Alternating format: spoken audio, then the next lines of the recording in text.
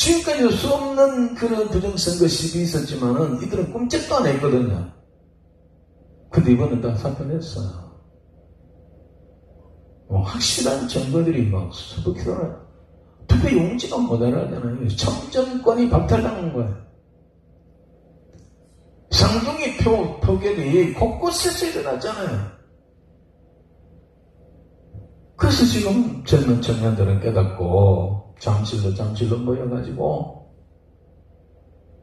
오늘도 내일도 지금 수만 명이 모여가지고 부정선거를 외치고 있습니다.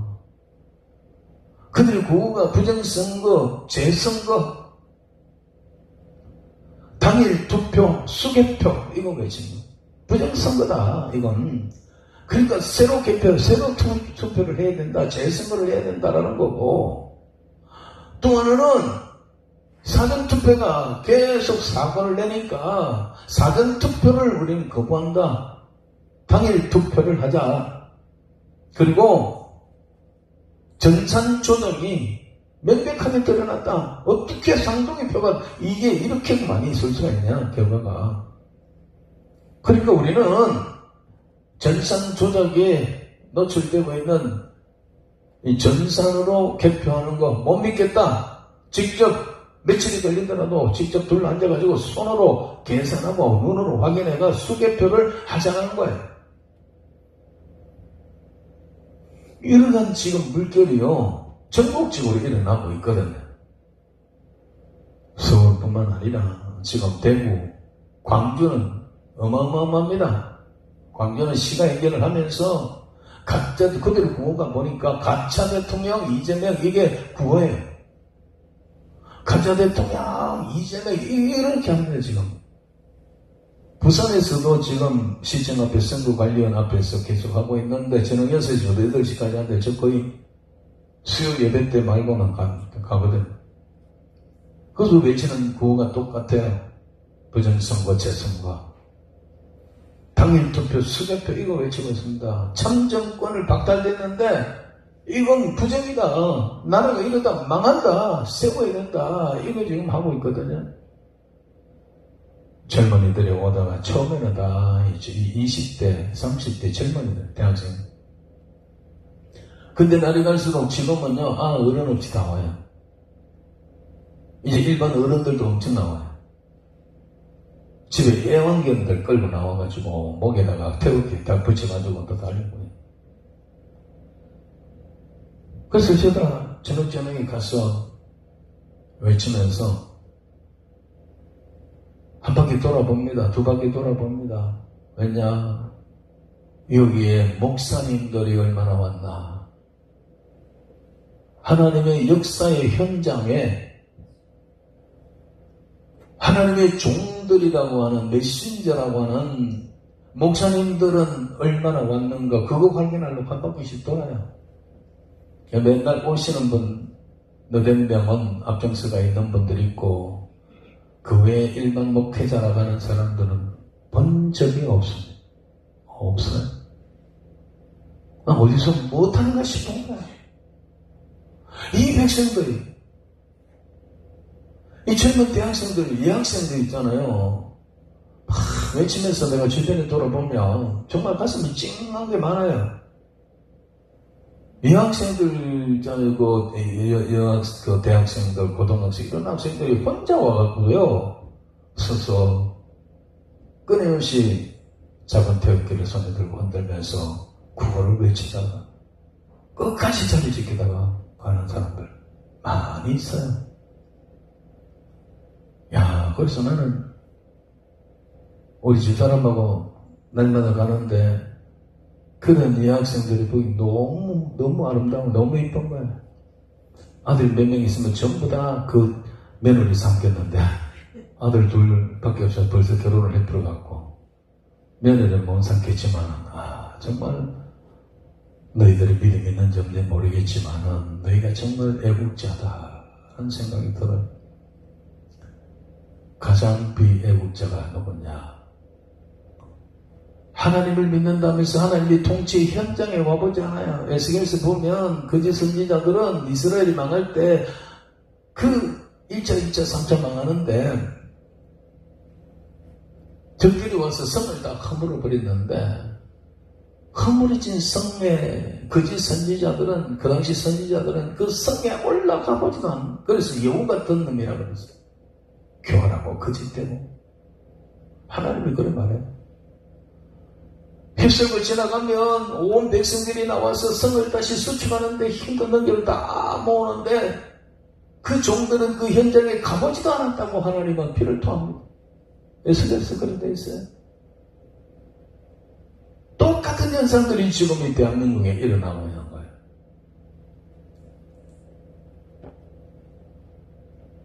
그래서 여러분들이 뭐 목사님들도 아니지만은 왜 제가 이런 말을 하는 하나님의 역사의 현장이 지금 이렇다는 거예요.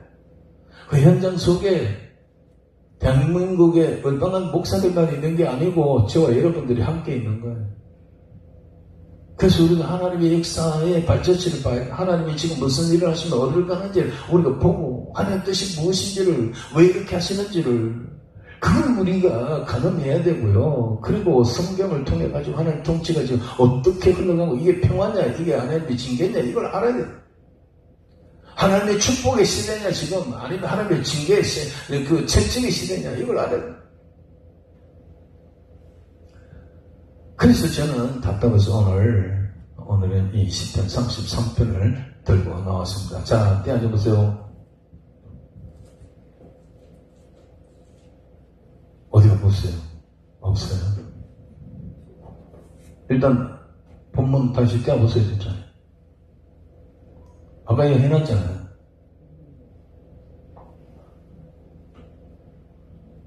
자, 시편 33편 다 갖고 오셨죠?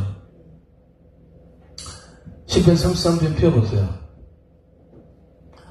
시편 33편은 작전 이상이에요. 누가 지었다라는 언급이 앞에 없죠. 다윗의 시, 아삽의 시, 이런 앞에 소개가 있는데 없어요. 작전 이상. 작전 이상이지만 모든 성경은 성령의 감동으로 기록된 거잖아요. 제1저자는 무조건 하나님이세요. 그래서 시편 33편의 주제가 뭐냐? 이스라엘이 큰 국가적 위기를 당하였어요. 큰 위기를 당하였는데 그들이 하나님 앞에 부르짖음으로 하나님께서 그 위기를 면하여 주시고 해결해 주시는 데 대하여 이스라엘은 깨닫고 하나님 앞에 감사하는 시로 지은 시가 바로 이 시편 33편입니다. 그 중에서 이제 8절부터 한번 보겠습니다. 온 땅은 여호와를 두려워하며 세상의 모든 거민들은 그를 경외할지어다. 이스라엘 백성들은 위기 가운데서 구출해 주시고 구원해 주신 하나님을 바라보면서 온 땅이여 여호와를 두려워하고 온 땅에 있는 거민들은 다 여호와를 경외할지어다라고 선포합니다. 온 땅이고 온 땅에 있는 거민들은 다 누구를 두려워하고 누구를 경외해야 되느냐? 하나님을 두려워하고 하나님을 경외해야 된다는 거예요. 모든 민족들은 다 자신들의 신이 있습니다. 일본 같은 데는 문명국가인데도 불구하고 일본은 사람의 숫자만큼 신이 있다 그러잖아요. 그래서 연사마는 뭔지 아세요? 배용준을 연사마라는 신이.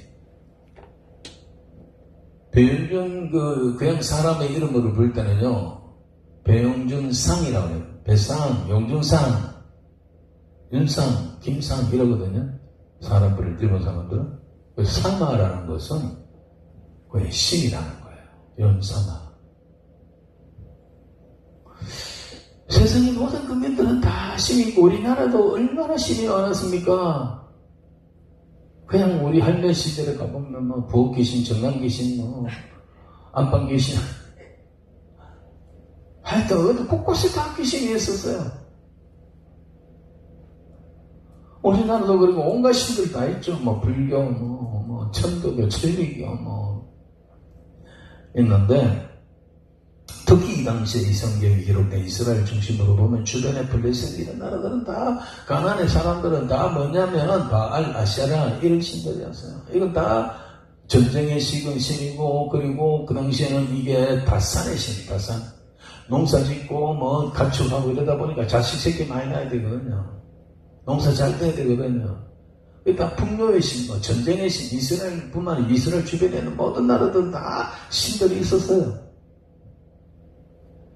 근데 이 이스라엘의 하나님의 이스라엘 백성들은 큰 위기에서 하나님이 구원하신 이후에 물론 그들이 계속해서 그전에도 이런 신앙 가졌지만은 중요한 것은 온 땅은 여호와를 두려워하며 세상의 모든 국민들은 그를 경외할지어다. 블레셋, 암몬, 아모스 다 하나님 저들 신이 있지만은 그 너희가 만든 신은 다 우상이야. 그 신이 아니야. 진짜 신은 여호와 하나님이다. 하나님을 두려워하라고. 하나님을 두려워해. 그리고 그 하나님을 경외해야 됩니다. 오늘 대한민국이 그래요. 대한민국이 우리 지금 누구를 두려워해야 되느냐는 거예요. 누구를 경외해야 되는 거예요. 대한민국 오늘 상황에서 우리는 누구를 두려워해야 되느냐. 이재명을 두려워해야 되니까 오늘 7월 1일부터요 법이 통과됐는데 SNS 우리가 카톡이나 문자 함부로 주고받으면 그 다 검열을 하게 돼 있어요. 정부 비판하고 함부로 하면 다 잡아가요. 5.18 광주 민주 그 광주 사태에 대해서 폄훼하는 발언하면 벌금을 묻거나 잡혀가요. 반정부 발언을 하거나 이런 거 하면 이제는 달라져요.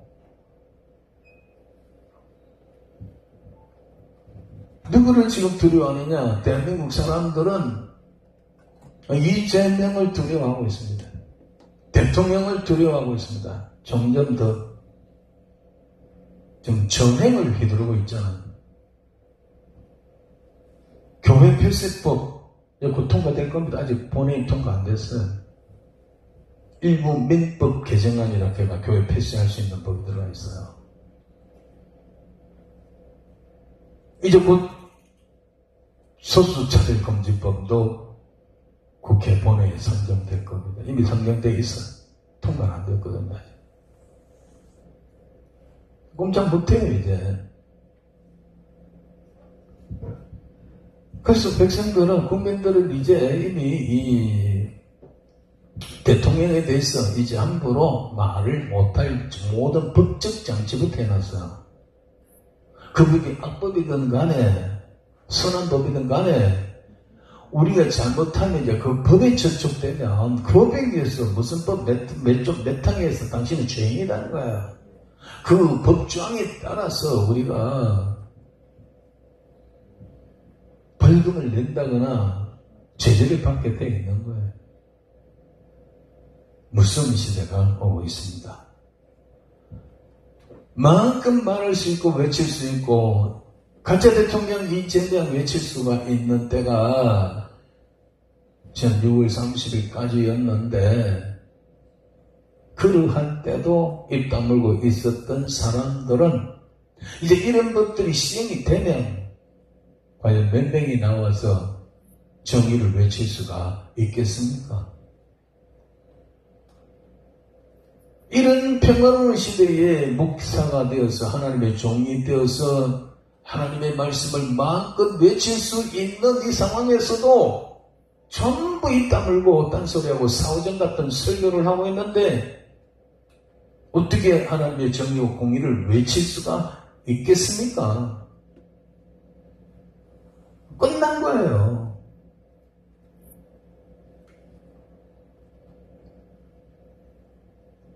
지금까지는 저를 보십시오.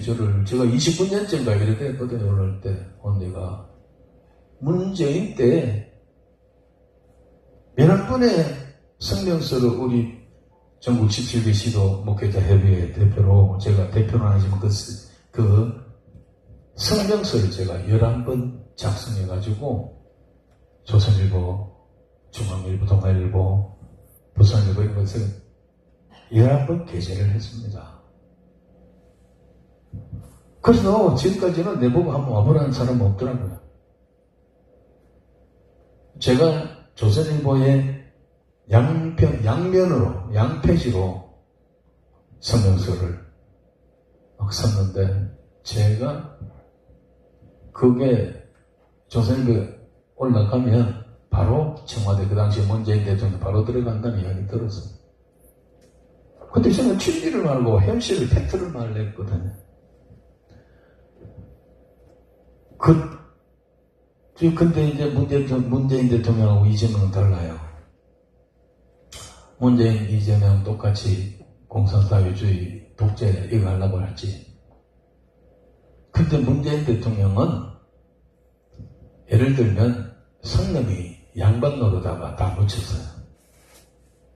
양반 폼 잡으려다가 제때 시계를 놓치가 제대로 못했어요. 근데 이재명 대통령이 하는 짓을 보니까 양아치가 양아치 짓을 그대로 하는 거예요. 조폭도 아니고. 이거는 뭐 그냥 갈 수 있어. 이런 상황이지만은 우리는 분명히 이야기해야 됩니다. 성경이 이렇게 말합니다. 온 땅은 여호와를 두려워하고 세상의 모든 거민들은 그를 경외할지어다. 여호와를 경외. 우리 이런 상황일수록 하나님의 능력과 하나님의 통치를 믿어야 돼요. 어떻게 우리가 가능하냐? 왜 그래야 되냐? 9절. 그가 하나님 말씀하시면 이루어졌으며 명령하시며 경고에 있었도다. 천지 만물을 하나님이 천지를 창조하셨고 하나님의 명령에 의해서 경고에 있었다라는 거예요. 창조주라는 거예요. 10절에 여호와께서 나라들의 계획을 폐하시며 민족들의 사상을 무용하게 하시도다. 저는 이 시편 33편에서 이 말씀을 들으면서 무릎을 치고 할렐루야. 여호와께서 나라들의 계획을 폐하시며 민족들의 사상을 무용하게 해버린다는 거예요. 왜 우리가 하나님을 두려워하고 여호와를 경외해야 되느냐? 왜 세상의 어떤 권력이나 이런 존재들, 세상의 어떤 희한한 신들, 우상들을 하지 않고 여호와를 경외해야 될 이유가 하나님께서는 나라들의 계획을 폐하시더니 어떤 나라가 어떤 일을 하겠다는 거 폐해버려요. 민족들의 사상을 무효시키고. 우리 생각을 해보세요. 나라들의 계획을 피한다. 일본은 어떻게 했습니까? 대동아 전쟁 이렇게 해가지고 전 세계를 다 지배하려고 그랬죠. 독일은 어땠습니까? 2차 대전 내가지고 유럽 전체를 다 지배하려고 그랬잖아요. 그들의 계획들을 다 무효화시키고 폐해버렸습니다. 북한의 김일성이는 해방 후에 북한에 들어와가지고 공산주의를 하면서 호시탐탐 남쪽을, 민주화된 남쪽을 공산화로 만들려고 통일하면서 마침내 45년대 해방이 50년도에 6.25 전쟁을 일으켜가지고 쳐들어왔습니다. 며칠 만에 끝낸다고 했고, 남쪽에 박근영 같은 이런 남노당들은 지하 조직을 해가지고 내려오면 며칠 만에 끝낸다고 내려오라고 막 해. 그러니까 6.25 났거든요. 소련제 탱크를 앞세우고 완전 무장을 했어. 우리는 완전히 군대도 제대로 갖추지 못한 그런 때 선전포고도 없이 쳐들어와서 며칠 만에 남한 전체를 공산화 만들겠다고 내려왔지만은 어떻게 됐습니까? 하나님께서 그의 계획을 폐해버렸습니다. 그의 사상을 무효화해버렸습니다. 남동강까지 밀려왔지만은 하나님은 미리 유엔군이라는 유엔연합이라는 걸 만들어 놓고 최초 유엔연합 군대를 16개국을 만들어 가지고 우리나라에 급히 파견을 해 주었습니다. 인천 상륙작전이 있었습니다. 그래서 밑에 있는 건 도가니 치고 그냥 치러 올라가고 저 압록강, 두만강까지 치러 올라갔잖아요. 그러다 중공군이 인해전술로 내려와서 결국은 휴전선에 지금 38선 위에 휴전선 거기다가 전쟁을 휴전을 하게 됐고 선을 꺼죠. 그들의 계획 뜻대로 안 됐습니다. 그들의 사상 여기에 미치지 못했습니다. 그런데 저들은 진지작전을 통해 가지고 김일성 장학생을 만들고 꾸준히 정료도 만들어 가지고 진지작전을 해서 드디어 이 대한민국을 다시 빨갱이 세상으로 만들어 가려고 했고 다 돼갑니다 지금. 그래서 대한민국이 지금 국방부 장관 안규백이라고 국방부 장관이 어떤 사람입니까? 방위병 출신이에요. 근데 어저께 나온 이제 조선일보, 주간조선인가 그 월간조선에 보면 이 친구는 방위병 받으면서도 탈영을 해가지고 탈영을 한 사람. 그래서 감옥도 가고 그래가지고 또 연장 근무까지 했다는 게 더 드러났어요. 방위병 출신이 세계의 7대 강국의 군대의 총지휘하는 국방부 장관 된다는 것도 이게 정말 코미디도 아니고. 근데 그 방위병 앞에서 저거 아버지가 그 대대니까 전라도 고창이 어디 되게 부자인가 봐요. 그리고 방위병 하면서 건보도 제대로 안 쓰고 성균관대학교 학교도 다니다는 거야. 이게 이제 드러났는데 과연 이재명 대통령이 임명할 때 그거 모르겠어요? 물론 이 친구가 국회의원 몇 선을 됐고 그리고 국회 국방위원 위원장까지 하고 했어요. 근데 이런 사람이 돼갖고 지금 우리나라 국방을 다 망가뜨리고 있습니다. 특수부대 없애버리고 전방위 지휘관 그리고 앞으로 그런 뭡니까 그 특수부대를 없앤 게 많고 그리고 경비 서는 것도 총칼 내려놓고 경찰들 교통수령 들고 있는 빨간 지휘봉 그거 가지고 하라 그러고 그리고 장군들 별 21개를 12개인가 21개 한꺼번에 없애버리고 지금 또 우리 이슈가 뭔지 아세요? 26살을 없애고 6번 사관학교 태릉에 있는데 6번 사관학교를 전라도 어딘가 그리로 보낸다고. 그래서 이것 때문에 지금 성명서 발표하고 난리지만은 다 해체시키는 거야. 그러니까 이제 군이 별로 없다고 해가지고 군부대를 경비를 누구에게 맡기느냐? 세콤 이런 게 이제 사설 경비 있잖아요. 그 사설 경비에게 맡기겠다라고까지 했습니다. 본인들이 저거 군부대를 지키는 게 아니고 이게 뭔 말입니까? 안보를 완전히 비대가 없애버리겠다는 거 아닙니까? 근데 지금 그 양반이 국민들에서 탄핵 신청이 들어가가지고 지금 수십만, 40만 넘었을 거야, 아마. 탄핵 신청. 이러한 계획들, 지금 과연 그 이재명 대통령은 어떤 계획을 가지고 있는가? 그 사상은 무엇인가? 지금까지 한 거 보면, 그는 그야말로 이 나라를 공산주의, 사회주의 만드는 줄 알았는데, 낮은 연방제 만드는 줄 알았는데, 그것도 아닌 것 같아요. 지금 하는 짓을 보면. 그야말로 이 땅에서 자기가 소련의, 러시아의 푸틴처럼, 중국의 시진핑처럼, 북한의 김일성, 김정일, 김정은이처럼, 이런 나라 만들어서 1인 독재, 전체주의로 만들어 가려는 것입니다. 이거 지금까지 만든 법이다 그래요. 그래서 지금 전방 5법, 4법에다가 공식적으로 대통령직이 되기 전에 8개의 법 지금 재판 중에 기획 대통령이 됐잖아요. 이 국민들이 이제 그만큼 쓰겠다는 거죠. 어디 사람이 없어요. 근데 지금 우리의 헌법대로 하면 대통령 재임 중에서도 재판을 받아야 돼요. 대통령 끝나면 반드시 받아야 되고요. 재판을. 그 재판을 없애려고 검찰을 없애버리고요. 10월달부터 검찰이 없어요. 검찰의 공소권을 없애버리는 거예요. 그래서 지금 대통령하고 여당의 대표인 정청래하고 싸우는 게 뭔지 아세요?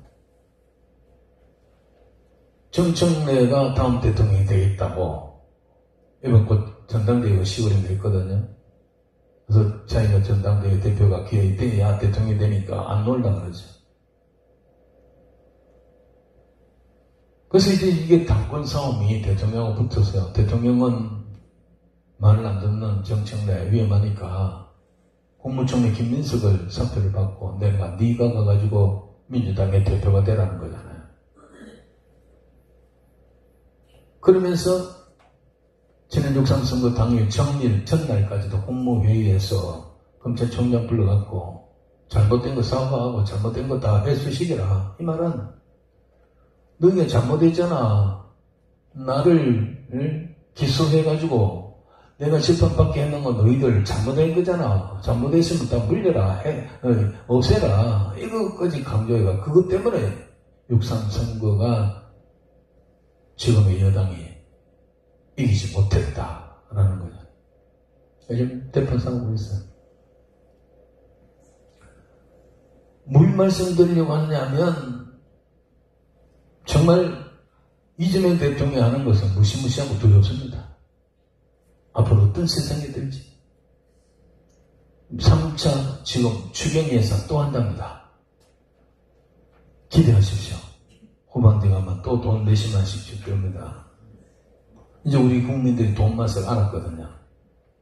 돈 맛을 알 때 한 번 더 뿌리면 이제는 정착이 되는 거예요. 야, 어디면 또 돈 나온다. 돈 나온다. 이게 이제 질이 되는 거예요. 질이 나는 거예요. 국민들의. 추경 예산을 다시 지금 준비하고 있다고 나오잖아요.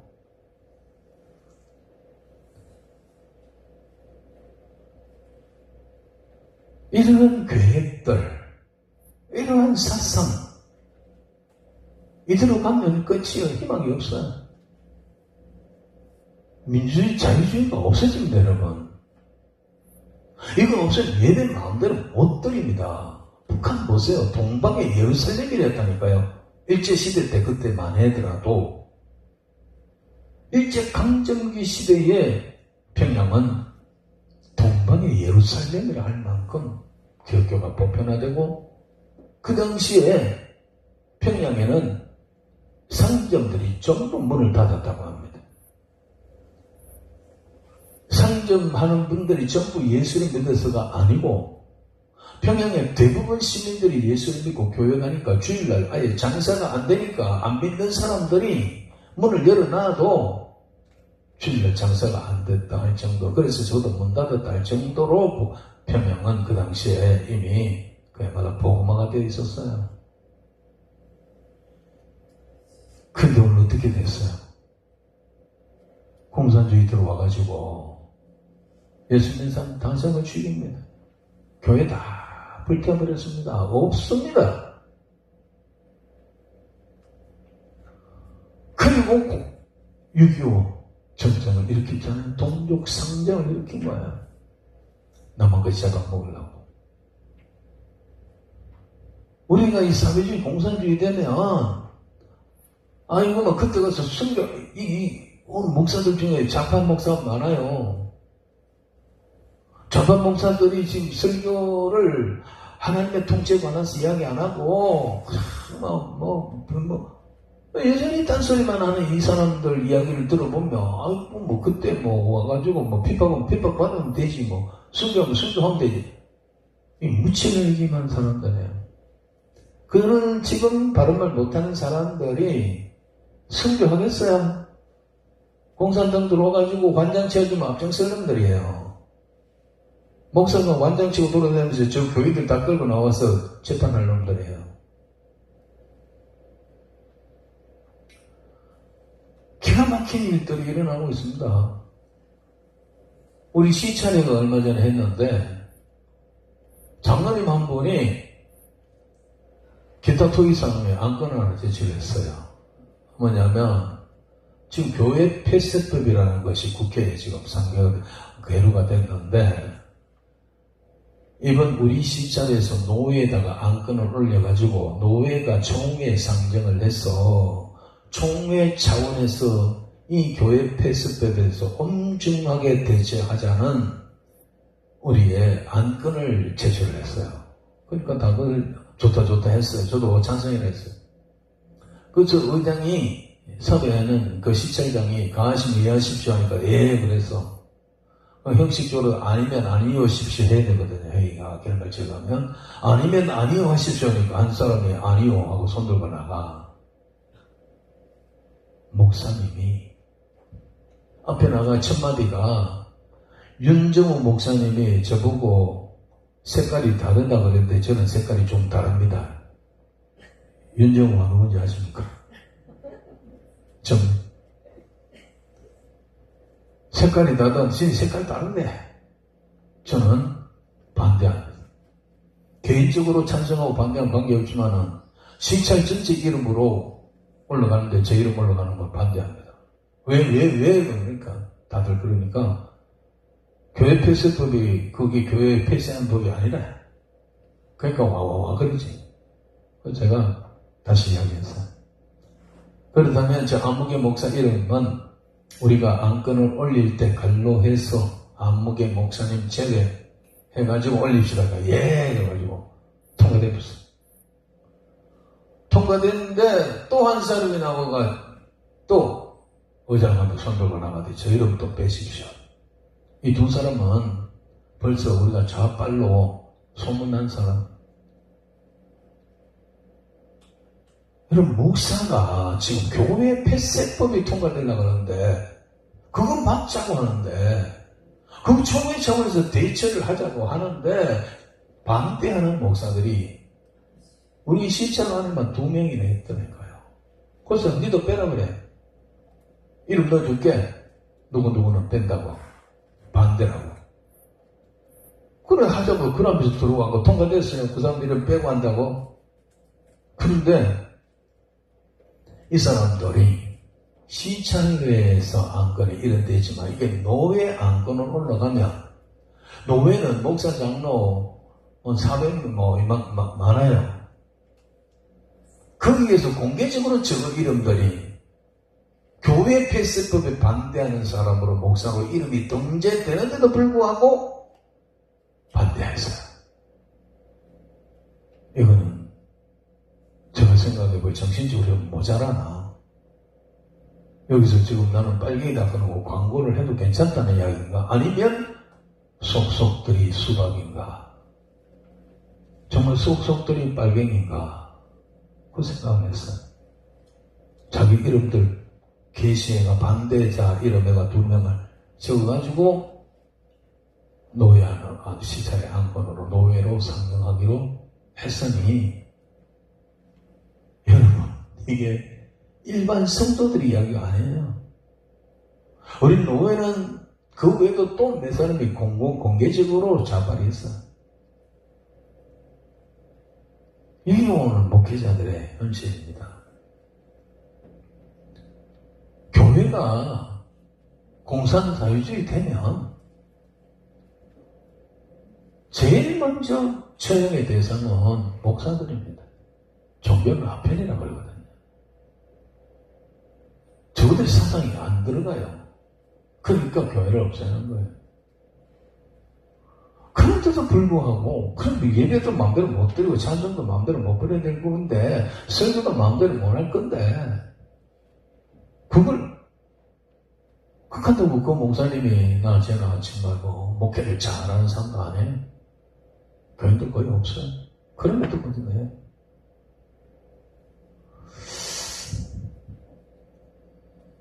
제 아들 둘이가 다 신학을 갔어. 이제 둘째가 먼저 가서 온 가을에 목사가 되고, 첫째는 이제 2학년 1학기를 마쳤어요. 요즘 유튜브에 보면 교회가 교회를 비판하는 교회 몰락이다, 교회 안 가는 이유 5가지, 뭐, 하면서 그런 게 쫙 나오잖아요. 교회 비판하는. 애들을 보니까 이런 이야기가 나오더라고요. 지금 신학생들 가운데 90%가 졸업을 하면 목회길 안 가겠다는 통계가 나왔다. 깜짝 놀라가네요. 다들 보여. 그 내용이 그래요. 지금 신학생들 가운데 신학을 졸업하고 목회로 안 가겠다라는 사람이 90%가 넘는다. 그래서 우리 아들들하고 식사할 기회가 있어서 물었어요. 야, 유튜브에 이렇게 나온다. 이게 사실이냐? 야, 아버지 사실이냐? 지금 신학교, 지금 우리 아들은 그래도 보수 합동측 종신대학이거든요. 종신신대원은. 근데 걔들이 지금 다니고 있는데 저거 안에서 그렇대요. 졸업하고 목회 안 한다는 애들 더 많다는 거예요. 근데 뭐 왜 그런데?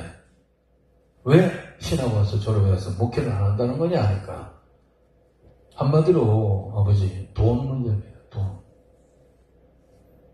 지금 전도사가 되고 교육전도사가 되고 뭐 그 전임 전도사가 되고 부목사가 된다 하더라도 교회에서 주는 거 가지고는 못 산다는 최저임금에 못 미친다는 그 말은 맞거든요. 우리도 그랬어요. 저는 1980년대 신학을 다녔는데 그때 교육전도사 12만원 10만원 많이 주는 데가 16만원을 했어요. 그래도 불평 한마디 안 하고 이 길을 가면 다 이 길이다 하고 묵묵히 그 길을 갔어요. 단칸방에 비키니 옷장 입고 해가지고 결혼하고. 저는 우리 집 사람이 신학교 서목과에 있었어요. 얼차 보고 병 가가지고 신학교 절대 목사한테 시집 안 간다 했는데 제가 신학교 딱 들어가니까 백마탄 왕자님으로 보이는가 봐요. 그래서 벗은 발로 달려오겠네. 그래서 결혼을 했어요. 신학교 계속 근무할 수 있는 거예요. 아주 안정적이잖아. 돈을 월급 얼마 안 되지만. 제가 결혼하고 난 다음에 한 학기 딱 하고 난 다음에는 제 사람 보고 직장 그만두라 했어요. 그래서 그 사람 그만뒀어요. 우리가 전도사 시절에 10만원, 12만원 받았는데 대부분 그 당시에 신부감이 어떤 신부감이 제일 좋으냐 1등이 초등학교 교사 2등 간호사 3등 피아노 학원 선생님 다 뭔가 있는 돈 벌어오는 그런 사람들이 상으로서 이게 있었어요. 그 당시에는 전도사들이 그래도 이발사보다는 좋고 꽤 괜찮은 신랑 후보였는데 그래서 막 취소해서 저는 그렇지만은 저는 제자람을 한번 해서 그만뒀어요. 지금까지 돈 벌러 한번 했어요. 왜냐하면 내가 멀쩡히 회사 다니는 나를 하나님의 종으로 불러서 쓰시겠다고 하셨는데 그러면 하나님 책임져야 되는 거잖아요. 나는 회사 다녔거든요. 총각지사로 열심히 또 충성하고 했어요. 근데 이렇게 나를 불러서 하나님 종으로 삼으면 하나님 책임진다. 확실했어요. 그래서 당신 할 필요 없다. 기도하고 나를 내조를 잘해라. 그 당시 정말 믿음이 충만한 것 같아요. 첫애를 가졌는데 8달쯤 되니까 8개월째 되는 날에 산부인과 다녀오던 저 사람이 얼굴에 사슬이 있어요. 그 집이 가득 찬 거예요. 왜 그러냐 그러니까 애가 거꾸로 썼다니. 거꾸로 썼는 게 보니까 그게 거꾸로 쓴 게 아니고 바로 썼더만요. 그죠? 거꾸로 쓴 게 이제 아가 8개월쯤 되고 9개월 되면 애가 진짜 거꾸로 써야 돼. 머리가 밑을 내려와야 돼. 아니라, 근데 내가 알고 보니까 이게 깎으로 섰다는 말이 잘못돼. 아마 바로 섰어. 바로 써가지고 딱 해가지고 울러 앉아야 되더라. 그래갖고 큰일 났다는 거야. 그럼 이제 재앙절개를 해야 되는데 그 당시 100만 원 넘었어요. 저는 그냥 순산할 거라 생각하고 10만 원을 딱 준비해놨는데 앞으로 90만 원. 지금 한 달에 받는 게 10만 원, 12만 원 받는데 그래갖고 현신의 권사라고 있어요. 대구에 일주일에 한 번씩 매주 월요일마다 집회를 왔어요. 이번에 막 권사님인데 신년사가 있어가지고 가보면 막 이보다 더 큰 성당에 가득 찼어요. 막 전부 다 막 환자들 와가지고 우리 교회 권사님들이 나를 사랑해가고 윤전도사님 한 번만 현신의 권사한테 가서 안수를 받으십시다. 안수 받으면 됩니다. 막 거꾸로 썼는데 그래갖고 나는 참, 그 당시만 해도, 뭡니까, 좀, 거기에서 보수적이라서, 여자 권사한테 안수를 받는다는 게 자존심 허락하지 않고, 이게 성경적이지 않나, 맞나, 이 생각 안 갔어요. 근데, 운동을 해도 안 되고, 뭐 안 되고, 9개월달 가면, 아가 나올라, 그럴 때가 다 되는데 안 되고, 하는 수 없이, 기도해도 안 되고 하니까, 하는 수 없이 가가지고, 안수를 받았어요. 자존심 상한데 안수를 믿음이 없는 거지, 아예. 그러니까, 안 돼. 그럼 권사님들이 기억이 잘못돼가지고 2번이나 갔다니까요. 그래도 안 돼요. 그러니까 어느 날, 화가 나더라고. 그 집사람하고 딱 불러가, 저녁에 교회 올라가죠. 제가 고등부하고 초등부 맡았는데, 초등부 교육까지네. 저녁에 집사람하고 둘이 올라가가지고, 무릎을 꿇었어요. 하나님, 이럴 수 있습니까? 입장 바꿔놓고 생각해보세요. 아니, 내가 갑자기 직장 생활 잘하고 있는데, 나를 기회 불러가지고 종으로 삼았다면 책임져야죠. 생각해보세요, 하나님. 내가 직장 계속 다녔으면 아가 깎아로 쓰든지 바로 쓰든지 그게 뭔 문제입니까? 그냥 월급 받으면 다 되죠. 근데 돈 없어요. 그래서 하나님, 12만원씩 주는 거 없더라. 책임져서 이 집사람 맞춰놓고 소리를 쳐줘요. 막 하나님 앞에 책임져야죠. 난 모르겠습니다. 이러고 뛰쳐나왔어. 근데 끝까지 책임 안 져주더라고. 근데 어떻게 된 일인지 애기 날 때 다 되니까 우리 목사님이 광고를 하더라고요. 주일날 윤전도사가 애기가 나올 때 내가 불렀어가지고 양반 봐도 바로 썼는데 양반이 지금 파평 윤씨거든. 양반들이 진짜 양반이 둘 다 바로 썼어요. 둘 다. 둘째도 그래요. 그래갖고 광고를 해서 헌금을 해줬어. 헌금을. 그래서 정경이 헌금을 해가지고 돈만 하고도 남더라고요. 하는 그렇게 책임져요. 그 이야기 끝이 없는데 왜냐하면 저는 하나님 주권을 믿었어요. 왜 그러냐면 내가 하나님의 종으로 부름받았으면 하나님 책임져야 해요. 제가 여기 와서도 우리 교회에서도 또 신학교에서도 또 성명식 발표하면서 전국을 다 다녔지만 국회 이사당에도 여러 번 갔지만 그렇게 반대할 수 있는 이유가 뭐냐면 난 하나님의 종으로 하나님 불렀다. 하나님 주권이다. 하나님이 나의 주인이다. 나는 그의 종이다. 나는 내 마음대로 하는 게 아니고 당신의 뜻을 하고 당신의 뜻대로 하는 것이 내가 하나님의 종으로서 메시저로서의 책임이고 이게 사명이라는 거예요. 그 뒤에 어떤 일이 벌어진 거는 하나님이 하실 거고. 그래서 이렇게 제가 담대하게 외치는 것은 제가 간땡이가 뭐가 그런 게 아니고요. 제가 자꾸 가라 평하는 게 아니에요. 저도 쫄리기도 하지만은 우리 교회도 평안나무 저희는 청년을 와가지고 취재해가 갔다니까요. 설교시에 녹음해가서 평안나무에 홈페이지 들어가보면 제 이름 나와 있어요. 그래도 아무 제재가 없었어요. 그래서 제가 어떻게 이렇게 해도 괜찮나 싶어가지고 왔는데 어느 날 집에 마치고 내려가니까 권사님들 되신 분들이 한 7명 있어서 저를 기다리더라고요. 목사님, 은혜 받았습니다. 목사님, 우리는 목사님을 위한 기도됩니다. 이러더라고요. 예? 처음 보는 분들이라. 무슨 말씀이냐니까, 우리가 목사님을 위한 기도에 특공됩니다. 예? 무슨 기도 하시는데요? 그러니까, 목사님, 우리는 딴 기도 아니고, 목사님 안전을 위해서 기도합니다. 목사님의 신변의 위험에 닥치지 않도록, 목사님을 못 건드리도록 우리가 기도합니다. 이야, 내가 정말 이렇게, 진짜 무대가리로 막 하는데도 불구하고 안 잡혀가는 거는 이분들의 기도 덕분이구나 하는 생각에 고맙습니다. 감사합니다고 했어요. 그래도 우리 제 집에 와가지고 은혜 받았다면은 또 저를 위해서 여러분들 또 기도해 주십시오.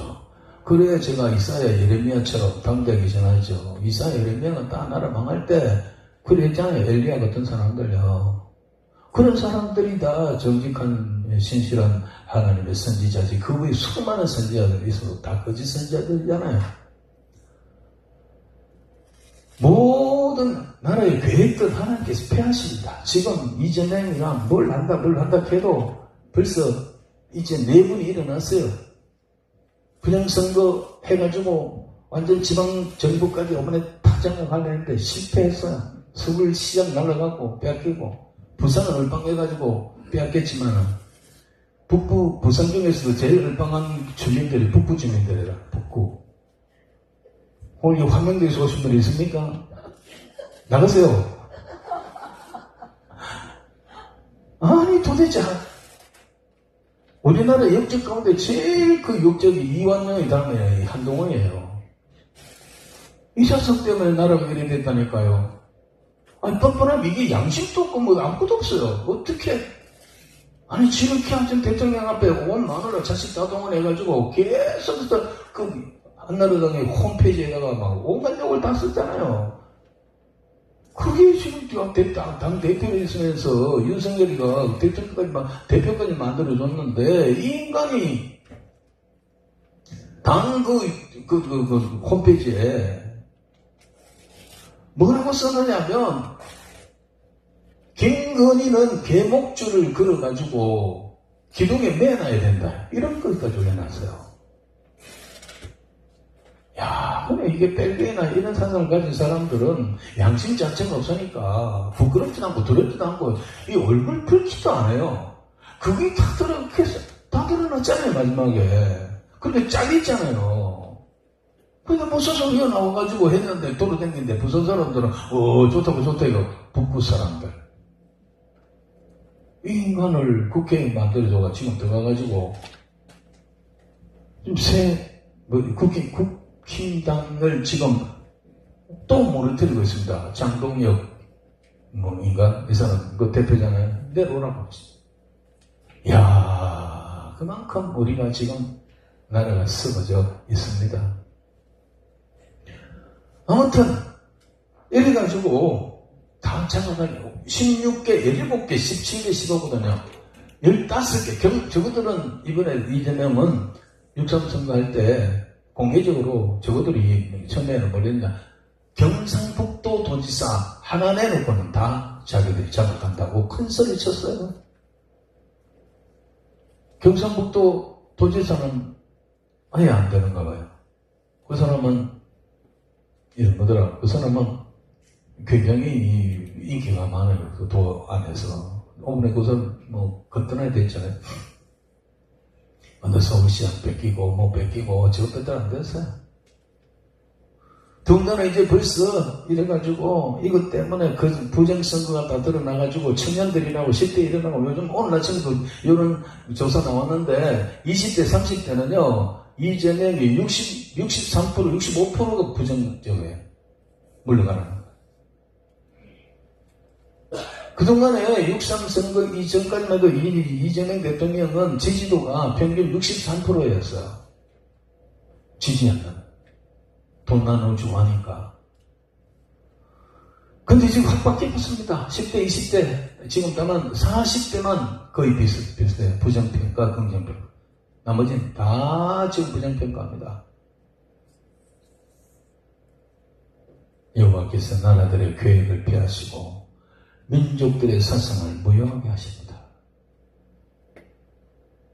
공산주의, 레닌으로부터 시작됐잖아요. 그래서 혁명을 일으켰잖아요. 볼세비키 혁명. 러시아, 제정 러시아가 그 당시에 국교가 기독교였어요. 동방정교. 공산주의 사상을 가진 레닌이 혁명을 일으키면서 파죽지세로 들어오는데 그 당시에 제정 러시아가 교회가 완전 타락하고 있을 거예요. 사제들이 지금 북쪽 봉산당이 쳐들어오는데 사제들, 오늘날 목사들 모여가 뭐 가지고 논쟁을 했느냐 하면 교회 종탑 피뢰침에 천사가 몇 명 앉을 수 있느냐 이거 갖고 싸웠다는 거예요. 이런 피눈물놈들이 있습니까? 지금 봉산당이 쳐들어오는데 또 뭐 갖고 싸웠느냐 하면 목사들이 설교할 때에 부활절 때에 후드를 무슨 색으로 해야 되느냐, 빨간색으로 해야 된다, 흰색으로 해야 된다, 이거 갖고 싸웠다는 거예요. 지금 공산당이 물밑에 쳐들어오는데 피리침이 천사는 말로 안 씁니까? 그거 빼줘봤는데 그만큼 썩은 거예요. 지금 대한민국처럼. 그리하여 공산혁명에 제정러시아가 망하고 5천만 명이 죽음을 당했습니다. 우리 지금 5천만 명 조금 올라갔다고 하면 5천만 명이 채 안 돼도 다시 내려왔죠. 우리나라 인구 전체 어른 병원에 누워있는 사람들까지 다 죽여야 5천만 명. 중공의 모택동이가 공산당 혁명 가지고 문화혁명을 일으켰는데 5천만 명 죽였습니다. 캄보디아에 공산당 들어오면서 그 정권 킬링필드 온 우리 킬링필드라는 우리 고등학교 다닐 때 영화도 봐. 캄보디아에 공산 그냥 시체가 넘가더래 막 고양이 있는 거 넓을째 있는 거예요. 10년 전에 제가 캄보디아 갔는데 베트남 캄보디아 어떤 공원에 가니까 유리로 된 탑이 있어요. 안에 있는 게 보이는데 안에 뭘 넣어놨느냐 사람 해골을 쌓아놨어요. 자세히 보니까 해골에 다 깨졌어요. 돌로 죽이려고 총알이 아까우니까 애들 있잖아요. 애들요 10대 애들을 불러가지고 죽이는데 증아버지 죽이라는 거예요. 증아버지를 못 죽이니까 아버지 서로 바꿔가 죽였다는 거예요. 그 해골을 보니까 전부 다 터져있어, 깨져있어. 총알로 알고 엉덩이를 때리고 돌로 찍어 죽였어. 북한의 공산당 들어가면서 예수 믿는 사람 다 잡아 죽였습니다. 그래서 도망온 사람들이 남쪽이 대부분 왔죠.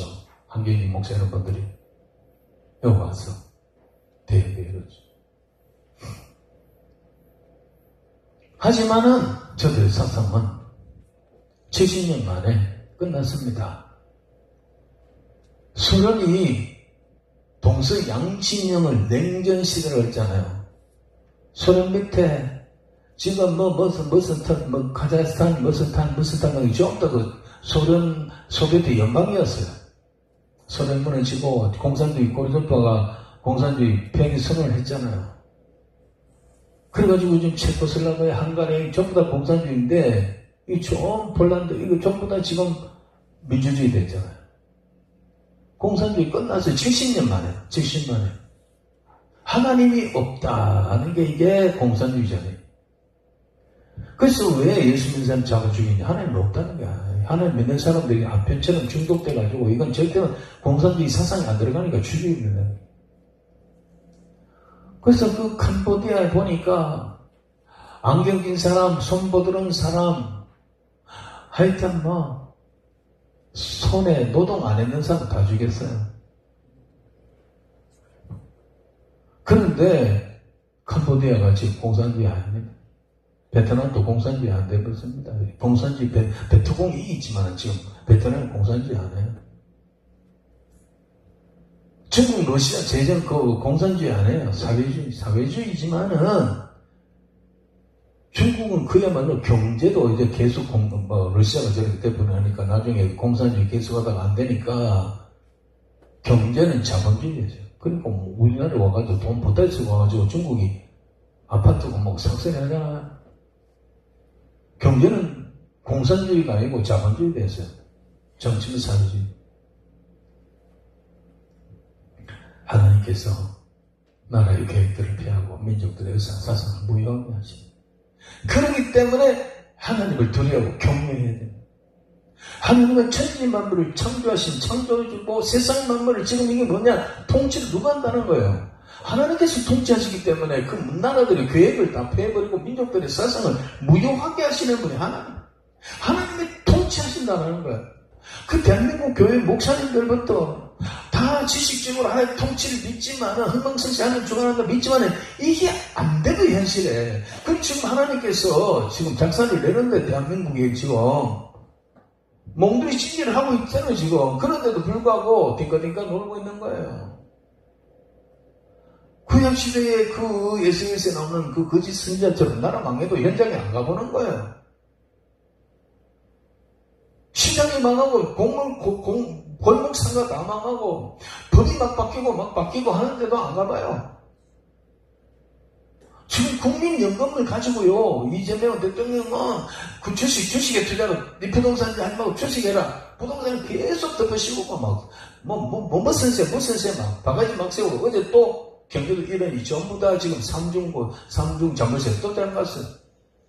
이제 앞으로 서울 경기도 이런에는 우리가 함부로 여기 있는 사람들이 이사를 못 가요. 서울에 있는 집을 산다, 아파트 산다는 허가를 받아요. 허가. 서울시장한테, 경기시장한테 우리가 허가를 받아요. 내가 가서 이거 사갖고 여기를 이사 올라 그러는데 허가를 받아야 돼요. 지금까지는 우리가 뭐 어딜 가든지 서울 가든지 제주도를 가든지 이사 가가지고 저기 19만 원 되는 거예요. 근데 이제는 함부로 못 가요.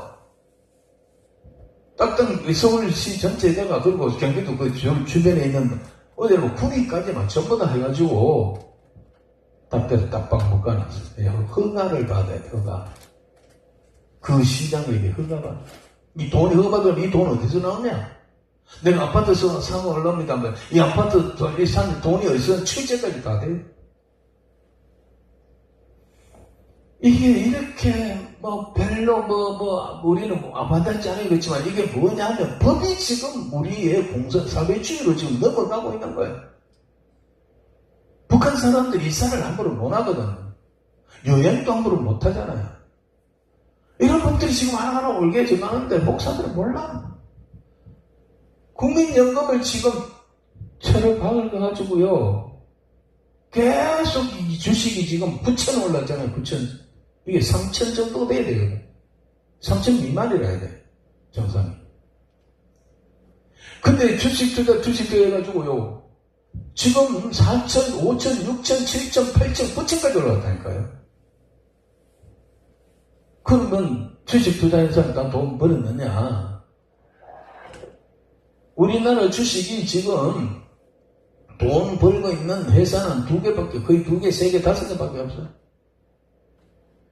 SK, 그리고 삼성전자 있잖아요.